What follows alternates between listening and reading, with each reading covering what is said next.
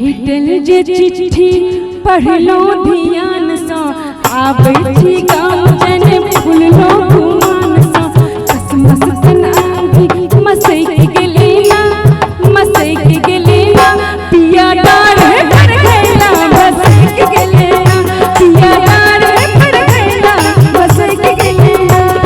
कसमस सन आंधी मसैक गेले ना पिया डार पर गैला मसैक गेले ना पिया डार पर गैला मसैक गेले ना।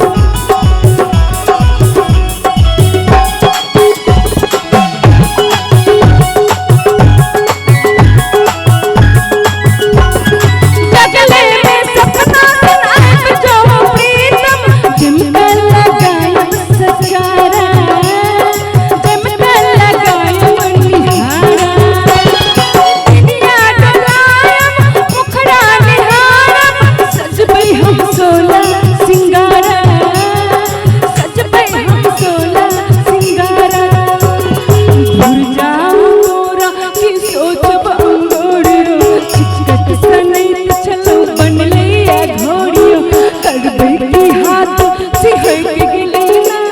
सिहर गेले